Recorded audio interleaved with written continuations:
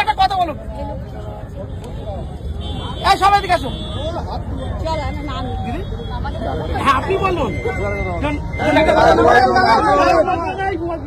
আমাদের কালীগঞ্জ ব্লকে তৃণমূল কংগ্রেসের প্রার্থী আমাদের যে মমতা ব্যানার্জির আশীর্বাদজন্য প্রার্থী এবং অভিষেক ব্যানার্জি এবং মোহাম্মদের আশীর্বাদজন্য প্রার্থী আলিম আহমেদ আপনাদের সামনে কিছু বক্তব্য বলবেন, দু এক কথা। তারপর আমাদের একটা মিটিং আছে জরুরি ভিত্তিতে, আমাদের কর্মীরা অপেক্ষা করবে, সেটা আমরা যাবো।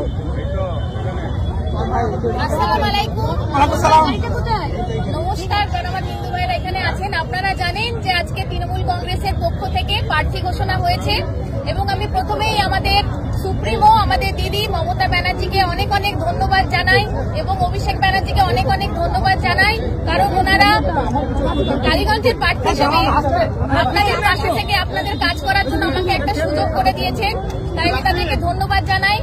আজ এখানে কালীগঞ্জ ব্লক তৃণমূল কংগ্রেসের সাংগঠনিক পদে যারা আছেন ওনারা আমাকে যে শুভেচ্ছা জানালেন সেজন্য আমি ওনাদেরকে অনেক অনেক ধন্যবাদ জানাই।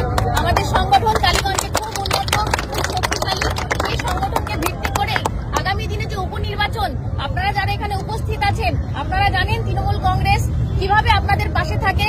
আপনারা, আমার বিশ্বাস আপনারা ঘরে ঘরে যাবেন, কর্মীর মতোই আমাদের যে ভোটের মার্জিন আমাদের বাড়াতে হবে এবং বিপুল ভোটে জয়ী হয়ে আমাদের সেই ভোটটা আমাদের দিদিকে মমতা ব্যানার্জির হাতে তুলে দিতে হবে। সেই ভোটের ব্যবধানটা যেন এতই বেশি হয় যে 2026 সালে সেই আমাদের কালীগঞ্জ যেন একটা নিদর্শন হয়ে দাঁড়ায়, 2026 সালে আমাদের দলের পক্ষে যেন সেটা সুবিধা হয়।